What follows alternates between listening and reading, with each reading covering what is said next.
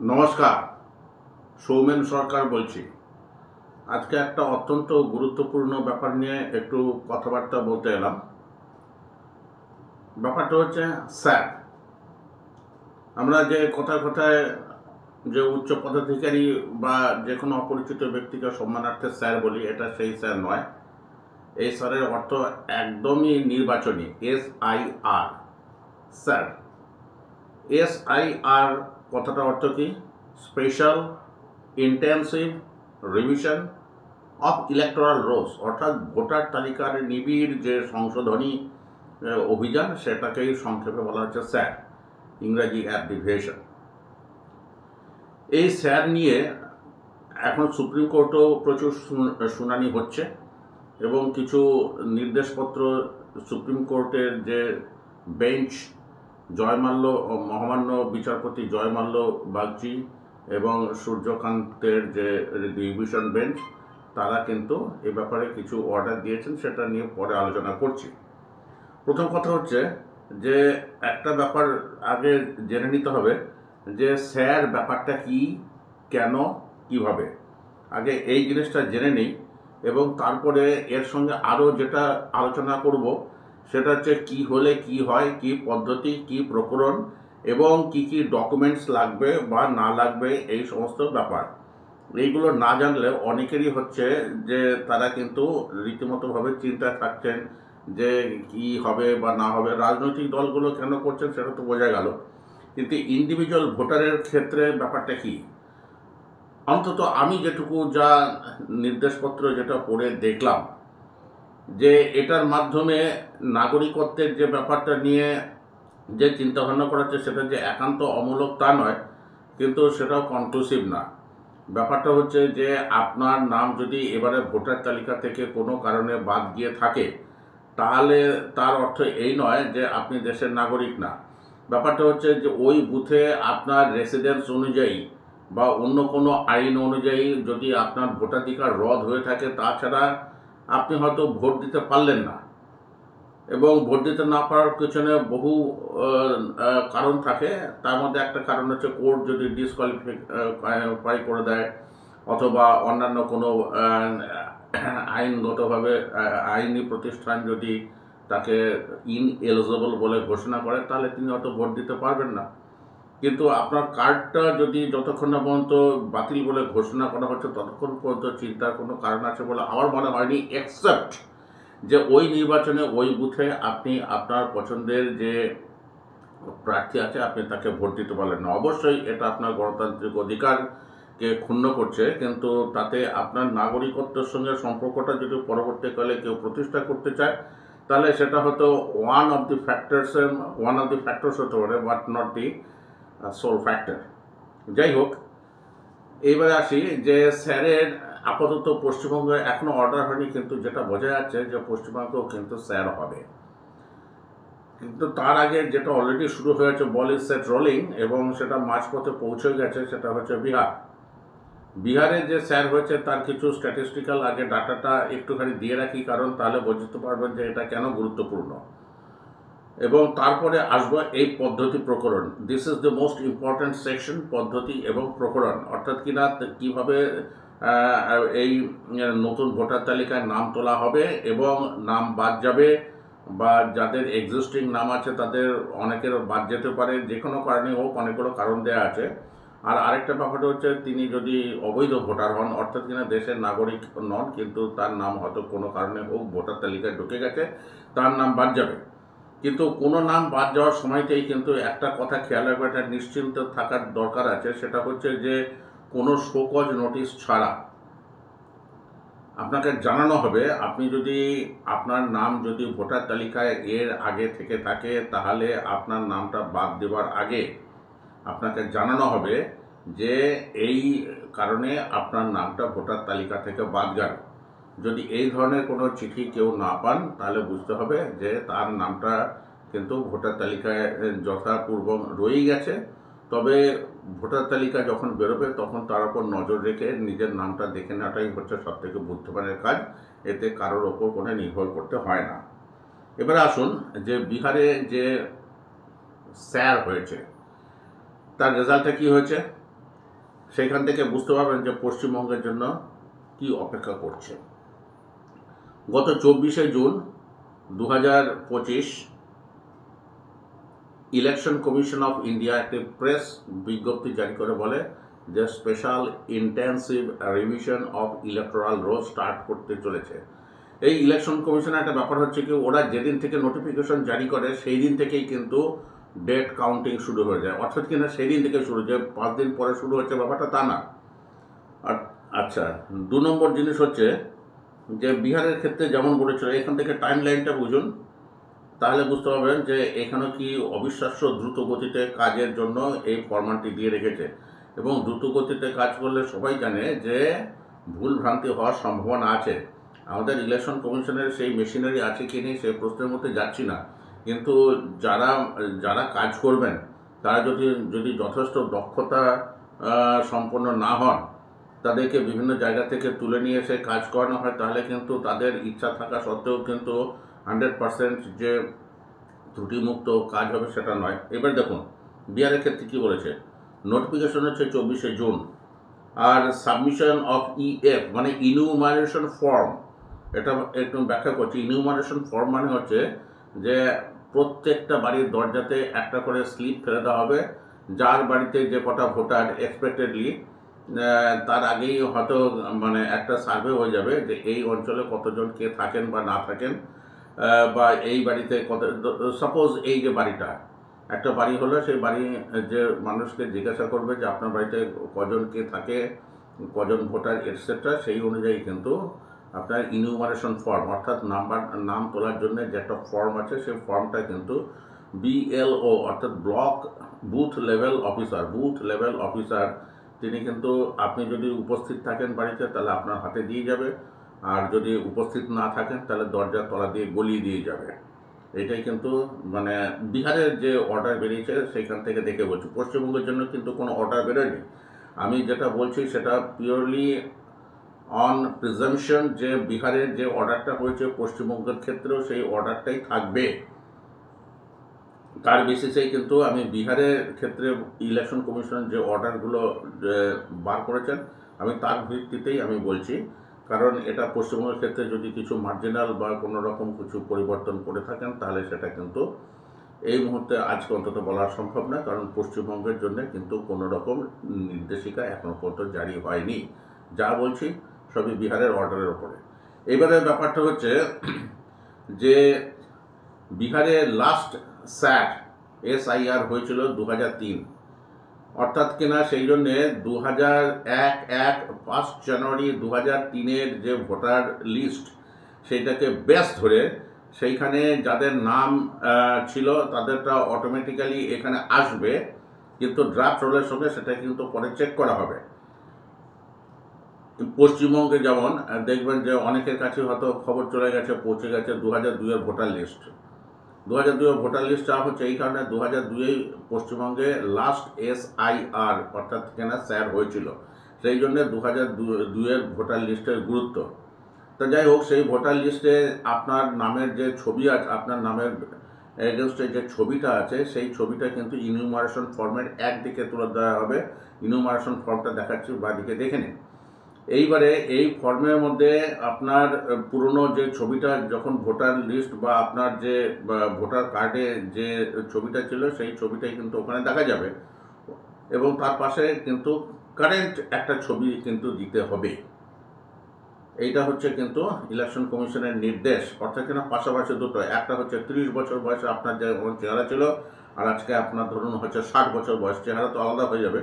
কাজে সেই জন্য যেহেতু আবার নতুন করে ইনিউমারেশন হচ্ছে, অতএব তার জন্য নতুন করে একটা ছবি।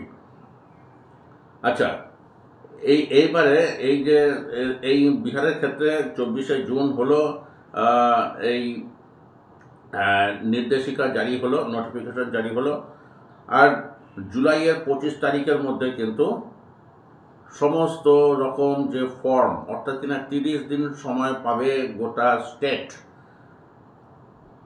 এই ইনফরমেশন ফর্মগুলো ইলেকশন দপ্তরে জমা দেওয়ার। কিন্তু আপনাকে জমা দিতে যেতে হবে না, জমা নিতে আসবেন কিন্তু বিএলও, অর্থাৎ কিনা বুথ লেভেল অফিসাররা, তারা বাড়ি বাড়ি গিয়ে এটাকে নিয়ে আসবেন, বাড়ি থেকে এই ফিল আপ করার যে ইনফরমেশন ফর্ম, তারা সেটা সংগ্রহ করবেন।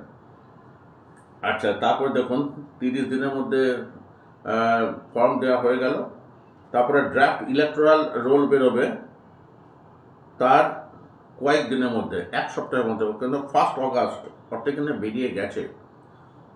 জুলাইয়ের 25 তারিখে ফর্ম জমা দেওয়া শেষ হলো, আর 1/8/2025 অর্থাৎ 1 আগস্ট, এক সপ্তাহের মধ্যে ড্রাফট ইলেকটোরাল রোল বেরিয়ে গেল। এরপরে যেটা হবে সেটা হচ্ছে যে সরকারি যে অফিসার, অর্থাৎ ইআরও, অর্থাৎ কিনা ইলেকটোরাল রেজিস্ট্রেশন অফিসার, ইআরও, অথবা তার যে ঠিক নিচের পদাধিকারী AERO, assistant electoral registration officer, তারা কিন্তু এই ড্রাফট যেটা তৈরি হয়েছে সেই ড্রাফটটাকে তারা কিন্তু পরীক্ষা করে দেখবেন যে কার কার কোথায় কোনো গলদ আছে কিনা।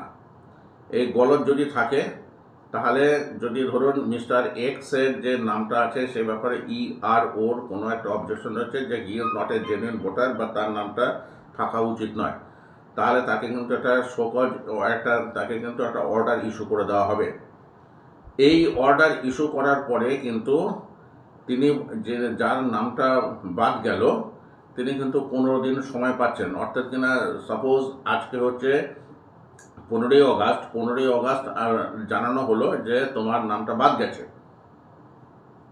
তাহলে 30শে অগাস্ট পর্যন্ত আপনার সময় রয়েছে এর এগেনস্টে অ্যাপিল করার। কাকে অ্যাপিল করবেন?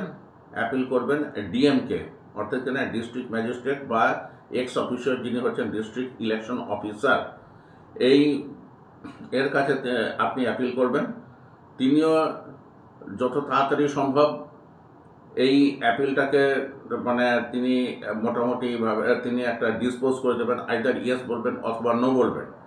যদি নো বলেন তাহলে সেক্ষেত্রে কিন্তু আপনি আরও 30 দিন সময় পাচ্ছেন সেই স্টেটের চিফ ইলেকটোরাল অফিসারের কাছে। তাতে এইগুলো যা হবে, এইগুলো কিন্তু আপনার যে ডেট অফ ইলেকশনের আগেই কিন্তু ব্যাপারগুলো ঘটে যাবে। অর্থাৎ কিনা আপনি যদি আপনার নাম যদি কোনো কারণে বাদ যায়, তার জন্য আপনি 2টো অ্যাপিল করার সুযোগ পাচ্ছেন, এবং 2টো অ্যাপিল করার পরে তারপরেও আপনার নামটা যদি শেষ পর্যন্ত গৃহীত হয়, তাহলে আপনার কিন্তু ভোট দিতে পারবেন। সেইভাবেই কিন্তু টাইম শিডিউলটা তৈরি করা হয়েছে। বিহারের ক্ষেত্রে নভেম্বরে ইলেকশন হবে, তার জন্য কিন্তু বিহারের ইলেকটোরাল রোল ফাইনাল লিস্ট বেরোবে কিন্তু 30শে সেপ্টেম্বর। তাই এই হচ্ছে আপনার পদ্ধতি। এইবারে আসুন যে বিহারে কি হয়েছে। বিহারে যে স্যার হলো, এখনো পর্যন্ত 30শে সেপ্টেম্বর সেখানকার ফাইনাল অর্ডার বেরোবে, ফাইনাল ইলেকটোরাল রোল বেরোবে, কিন্তু এখনো পর্যন্ত যে অবস্থা, তাতে বিহারের কি ব্যাপার হয়েছে বললাম না, 24শে জুন সেখানে তার নির্দেশিকা বা নোটিফিকেশন বেরিয়েছে। তারপরে 45.3 মিলিয়ন, অর্থাৎ কিনা 4.53 কোটি ইনুমারেশন ফর্ম কিন্তু ডিস্ট্রিবিউট করা হয়েছে, যেটা টোটাল ভোটারের 57.48%। আর তো কিছু অটোমেটিক, আবার অনেকেই আছেন যারা কিন্তু সরাসরি অনলাইনে তুলে দিয়েছেন। ECI নেট বলে একটা ওয়েবসাইট আছে ইলেকশন কমিশনারেরই, তা সেখানে গিয়ে তারা আপনারা কিন্তু সরাসরি আপনাদের নিজেদের নামটা কিন্তু সেখানে তোলার জন্য আবেদন করতে পারেন, যেটাকে বলে ইনুমারেশন ফর্ম। ছবিটা আরেকবার দেখালাম, এখানে দেখে নিন। তো এই করে মোটামুটি বিহারের 98.01% ভোটার কিন্তু অলরেডি কভার্ড হয়ে গেছে। এর মধ্যে 71.7 মিলিয়ন ফর্মস কিন্তু ইলেকশন কমিশন নিয়েছে। মানে তাদের ওখানে জমা পড়েছে, এখনও 15 লক্ষ ইনুমারেশন ফর্ম জমা পড়া বাকি। তো সব সূত্র দেখা যাচ্ছে যে ওখানে 65 লাখ মানুষ কিন্তু তাদের 65 লাখ মানুষ বলা যাবে না, 65 লাখ এন্ট্রি কিন্তু সেখান থেকে ডিলিটেড হয়েছে, নাম বাদ গেছে। এর নাম বাদ যাওয়ার কারণটা কি? বলছে 2 মিলিয়ন মানে 20 লক্ষ বলেছে মৃত ভোটার, ডিসিজড, মৃত। তারপরে হচ্ছে 2.8 million voters have permanently migrated out of state, অর্থাৎ কি না 28 লক্ষ মানুষ তারা কিন্তু বিহারের রাজ্য থেকে অন্য স্টেটে চলে গেছেন। তাহলে 20 আর 28 48। তারপরে 0.7 মিলিয়ন মানে 7 লক্ষ রেজিস্টার্ড অ্যাট 2 ডিফারেন্ট প্লেসেস, অর্থাৎ কিনা 7 লক্ষ এমন ভোটার আছেন যাদের নাম একাধিক জায়গাতে রয়ে গেছে। তাহলে কত হলো? 55, মানে 48 আর সাথে 55, আর 1 মিলিয়ন ভোটার রয়েছে যাদের নাম কিন্তু খুঁজে পাওয়া, মানে তাদের অস্তিত্ব কেউ সন্ধান দিতে পারেনি, অর্থাৎ না ভুতুরে ভোটার। সব শুধু মিলিয়ে 65 লাখ নাম কিন্তু 65 লাখ নাম কিন্তু বিহারের ভোটার রোল থেকে বাদ গেছে। তো এইখানেই হচ্ছে রাজনৈতিক দলগুলোর বক্তব্য যে 65 লাখ যে বাদ গেছে সেটা হচ্ছে ইলেকশন কমিশনের অদক্ষ পরিচালনা এবং তাদের যে ডকুমেন্ট বা এই সমস্ত রিসিভ না করা বা আধার বা এপিক এইগুলোকে গুরুত্ব না দেওয়ার ফলে এই নামগুলো বাদ গেছে। তো ডকুমেন্টের কথা যখন এলো তখন এখানে লিস্ট অফ ডকুমেন্টস এখানে জানিয়ে দিই যে কোন কোন লিস্ট অফ ডকুমেন্ট ছাড়া আপনার কোনো জায়গাতে কোনো কাজে অ্যাপিল করতে যান বা আপনি নাম তুলতে যান বা ইনুমারেশন ফর্মের সঙ্গে দিন, এই যে কি কি ডকুমেন্ট লাগবে সেই ডকুমেন্টটা শুনে রাখুন। 1. Any identity card or pension payment order issued to regular employee pensioner of any central, state government or PSU, অর্থাৎ কিনা আপনার যে যোগ্যতা প্রমাণের জন্যে আপনার কি কি ডকুমেন্ট আপনার এখানে বলা হচ্ছে।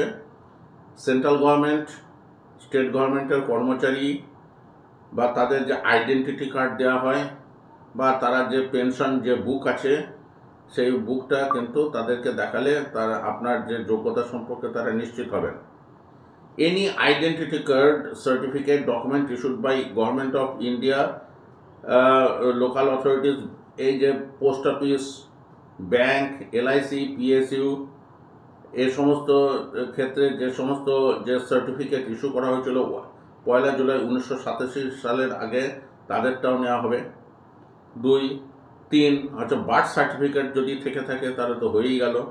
4 হচ্ছে পাসপোর্ট, পাসপোর্টটা কিন্তু একটা ধর্তব্যের মধ্যে মানে যোগ্যতার একটা নিরূপণের জন্য একটা ভাইটাল ডকুমেন্ট হিসেবে গণ্য হবে। Matriculation or educational certificate issued by recognised boards, এই সবগুলোই এখানে আমি দিয়ে দিচ্ছি, আপনারা দেখতে পাবেন। 6 হচ্ছে permanent residence certificate issued by competent state authority, অর্থাৎ কিনা রাজ্য স্তরের কোনো অফিসার পদাধিকারী আপনাকে রেসিডেন্স সার্টিফিকেট দিচ্ছেন। ওবিসি, এসসি, এসটি অথবা any caste certificate issued by competent authority, অর্থাৎ কিনা আপনি যদি ওবিসি, এসসি, এসটি এই সমস্ত কার্ড যদি আপনার থেকে থাকে তাহলে সেগুলোও কিন্তু গণ্য হবে আপনার যোগ্যতা নিরূপণের জন্য। আরেকটা হচ্ছে national register of citizens, NRC, where ever it exist. এখনও পর্যন্ত যেখানে যেখানে এনআরসি চালু হয়েছে সেখানে এনআরসি যে এনআরসি যে রেজিস্টার যে এন্ট্রি সিরিয়াল বা এই সমস্ত কিন্তু যোগ্যতা হিসেবে গণ্য হবে। Family register prepared by state or local authority, অর্থাৎ কিনা যে একটা পরিবারের যে একটা রেজিস্টার থাকে, মিউনিসিপ্যালিটি হোক বা পঞ্চায়েত হোক, তাদের দেওয়ার সার্টিফিকেটটা সেটাও গণ্য হবে। Any land or house allotment certificate by government, জমির দলিল বা আপনাকে যে পর্চা বা যে জমির যে মালিকানা দেওয়া হচ্ছে এই সংক্রান্ত কোনো যদি চিঠিপত্র বা কোনো সার্টিফিকেট থেকে থাকে তাহলে সেগুলো কিন্তু গণ্য হবে। এই হচ্ছে ডকুমেন্টস। এই ডকুমেন্টস এর মধ্যে যে কোনো একটা দিয়ে আপনাকে নিজের যোগ্যতা প্রমাণ করতে হবে as a voter in support. যারা এক্সিস্টিং ভোটার তাদেরও লাগবে, যারা নতুন করে তুলতে যাচ্ছেন তাদের তো লাগবেই। অর্থাৎ কিনা এইটা হচ্ছে প্রসেস। এইবারে প্রশ্নটা উঠছে যে ব্যাপারটা যদি এত সিম্পল তাহলে এতগুলো নাম বাদ গেল কেন? আর এপিক মানে একটা electronic photo identity card, EPIC না, election photo identity card EPIC. আর আরেকটা হচ্ছে আধার। এই আধার বা এপিককে যেহেতু যোগ্যতা নিরূপণের জন্য গণ্য করা হয়নি, সেই জন্যেই কিন্তু অনেক নাম বাদ পড়ে গেছে বলে বিরোধীরা আপত্তি করেছেন। এবং অনেকে এটাও বলেছেন যে এই যে পদ্ধতি, এই পদ্ধতি আসলে ঘুরিয়ে এনআরসি চালু করার একটা প্রচেষ্টা মাত্র। সত্যি মিথ্যে বলতে পারবো না, কারণ আজকে আমি একদমই টেকনিক্যাল ব্যাপারে নজর দিচ্ছি। এই ব্যাপারটা নিয়ে যখন সুপ্রিম কোর্টে লড়াই হলো, বিরোধী পক্ষ বললেন যে যে পদ্ধতি কথা বলা হয়েছে সেই পদ্ধতিগুলো মোটেই ঠিকঠাকভাবে মেনে চলা হয়নি এবং তার ফলে অনেকে বাদ গেছেন। ডকুমেন্ট হিসাবে যে যে জিনিসগুলো প্রেসক্রাইব করা হয়েছে তাদের মধ্যে দুটো মোস্ট ভাইটাল ডকুমেন্ট হচ্ছে এপিক এবং আধার। এইগুলোকে গণ্যই করা হয়নি। এগুলো বাদ এগুলোকে গণ্য না করার ফলে এই হিউজ পরিমাণে এই নাম বাদ গেছে। ইলেকশন কমিশনের যুক্তি হচ্ছে যে এপিক মানে যে ওই বুথে যে আপনি এখনকার ভোটার সেটা এপিকের দ্বারা প্রমাণিত হয় না। আর আধারের ক্ষেত্রে বলা হচ্ছে যে আধার কিন্তু অনেকটা পরিমাণে মানে যাকে বলে অসৎ উপায়ে অর্জন করা হয় এবং এর ফলে অনেক অনুপ্রবেশকারী আছে যে অনুপ্রবেশকারী কিন্তু এই ফোর্জড আধার কার্ডের মাধ্যমে যে ভোটার রোল বা ভোটার তালিকা তার মধ্যে ঢুকে পড়ে তার পবিত্রতা নষ্ট করে। এটা হচ্ছে ইলেকশন কমিশনের যুক্তি। আবার অপোজিশনের যুক্তি হচ্ছে এটা যদি তাই হয়ে থাকে তাহলে এই আধার কার্ড বা ভোটার কার্ড তৈরি করার মানেটা কি? এত লক্ষ লক্ষ কোটি কোটি টাকা ব্যয় করে যে আধার কার্ড বা এপিক কার্ড তৈরি হলো, তাহলে সেগুলোকে যদি গণ্যই না করা হয় তাহলে সেক্ষেত্রে এগুলো তৈরি করার কি প্রয়োজন ছিল? এটা ইলেকশন কমিশনের একটা আর্গুমেন্ট পড়ে শোনাই যে ইসিআই বলেছে এপিক কেন তারা গ্রাহ্য করছেন না। Not a conclusive proof of residence or citizenship. এটা দিয়ে কিন্তু আপনার যে বর্তমান ঠিকানার যে ব্যাপারটা সেটা কিন্তু এখান থেকে প্রমাণিত হয় না। আধার নর এপিক কনক্লুসিভলি প্রুফ সিটিজেনশিপ। আধার বা এপিক কিন্তু মানে ইলেকশন ফটো আইডেন্টিটি কার্ড কিন্তু আপনার নাগরিকত্বর একদম মানে যাকে বলে বিয়ন্ড কোশ্চেন একটা এভিডেন্স নয়। সেই কারণেই তারা অ্যাকসেপ্ট করতে চাননি। কিন্তু সুপ্রিম কোর্ট কি বলেছে? সুপ্রিম কোর্ট বলেছে যে অতি অবশ্যই আধার এবং এপিককে গণ্য করতে হবে as the valid document for inclusion in the voter list. তা না হলে অনেকেই হয়তো নাম বাদ যাবে এবং যাদের নাম বাদ যাবে তারা হয়তো যথার্থ ভোটার। অর্থাৎ কেন এখানে ইলেকশন কমিশন যে সিদ্ধান্ত নিয়েছিল তাদেরকে তাদের সিদ্ধান্ত কিন্তু উইথড্র করে নিতে হবে। দ্বিতীয় কথা হচ্ছে কি, ইলেকশন কমিশন চায়নি যে যে নামগুলো বাদ গেছে সেই নামগুলোর যে লিস্ট সেই লিস্ট প্রকাশ করতে অনিচ্ছুক ছিল। তা এখন ব্যাপারটা হচ্ছে যে কোনো একজন নাগরিকের নাম ভোটার তালিকা থেকে বাদ গেছে, যদি জেনুইন গ্রাউন্ডে যদি বাদ গিয়ে থাকে তাহলে সেটা প্রকাশ করতে অসুবিধে কোথায়? ইলেকশন কমিশন কিন্তু এর কোনো সদুত্তর দিতে পারেনি, এবং তার ফলে সুপ্রিম কোর্ট বলতে বাধ্য হয়েছে যে এই ধরনের আরবিট্রারি যে ব্যাপারগুলো সেগুলো অ্যাকসেপ্ট করা যায় না। কিন্তু ইলেকশন কমিশন এই কথাও বলেনি যে স্যার বন্ধ করতে হবে বলে অনেক বিরোধী দল যে দাবি জানিয়েছিল, সেই দাবিটা কিন্তু তারা মানেনি। তারা বলেছেন, কোর্ট বলেছেন স্যার অতি অবশ্যই হবে, কিন্তু সেটা যথাবিহিত পদ্ধতি এবং আইন মেনে। অতএব কিনা যে কনস্টিটিউশনাল বডি বলে ইলেকশন কমিশন যখন যা মনে করবেন সেটাই ফাইনাল, সুপ্রিম কোর্ট এই জায়গাটাতে কিন্তু কিছুটা রাশ টেনে ধরেছেন। তার ফলে বাধ্য হচ্ছে ইলেকশন কমিশন তাদের কাজগুলোকে ঠিক মতোভাবে যাতে করা যায় সেই দিকে এখন তাদেরকে নজর দিতে হবে, কারণ তারা কিন্তু কনস্টিটিউশনের ঊর্ধ্বে নন। এইবারে বলি যে আরেকবার শেষবারের মতো একবার বলে দিই যে কি পদ্ধতিতে এই বিএলওরা কাজ করবেন, একবার শুনে নিন। প্রথমে আপনার হাতে বা আপনি যদি বাড়ির যদি আন্ডার লক অ্যান্ড কি থাকে তাহলে কিন্তু আপনার বাড়ির দরজার তলা দিয়ে গলিয়ে দেবে ইনুমারেশন ফর্ম।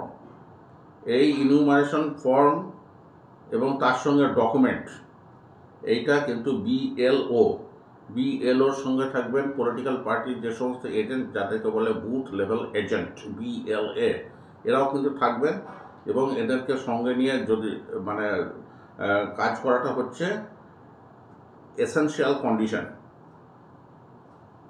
এইবারে বিএলওরা ডিস্ট্রিবিউট করে দিলেন এই যে ইএফ মানে enumeration form two existing electors through house to house visit, বাড়ি ঘুরে তারা দেবেন। তাছাড়া ইনুমারেশন ফর্ম পাওয়া যাবে ECI ওয়েবসাইটে, ECI নেটে। এবারে ওটাকে ডাউনলোড করে তার সঙ্গে ডকুমেন্ট করে আপনি আবার আপলোড করে দিতে পারেন, অর্থাৎ কিনা অনলাইনে আপনি বিএলওর উপর নির্ভর না করে আপনি নিজেই ওটা পাঠিয়ে দিতে পারেন। এইবারে ব্যাপারটা হচ্ছে যে অনেক ক্ষেত্রেই দেখা গেছে যে কেউ হয়তো অশিক্ষিত বলবো না, যথেষ্ট শিক্ষা নেই এই ফর্মগুলো ফিল আপ করার জন্য, ইংরেজি বা হিন্দিতে, যাদের অক্ষর জ্ঞান নেই অথবা যাদের অন্যান্য অসুবিধা রয়েছে, বয়স্ক ব্যক্তি অতটা অ্যাওয়ার না, তাদের জন্য কিন্তু বলা আছে যে বিএলওরা কিন্তু যথাবিহিত সাহায্য করবেন যাতে তারা এই ফর্মটা ফিল আপ করতে পারেন। 3 বার বিএলও কিন্তু আপনার বাড়িতে আসবেন। 3 বার যে আসবেন তার কোনো কথা নেই, কিন্তু প্রথমবার যদি কালেকশন করতে আসবেন, প্রথমবার না পেলে দ্বিতীয়বার আসবেন, দ্বিতীয়বার না এলে তৃতীয়বার আসবেন। তা না হলে কিন্তু আপনি যদি সময় মতো যদি দিতে না পারেন তাহলে সেক্ষেত্রে কিন্তু আপনার নাম ওঠাটা প্রশ্নের সামনে পড়ে যাবে। এরপরে copies of the draft electoral roll to be shared with all recognized national, state political party এবং also ECI CEO website. CEO website থেকে কিন্তু আপনি আপনার নামগুলো দেখতে পাবেন যে আপনার নামটা ঠিক মতোভাবে উঠেছে কি ওঠেনি।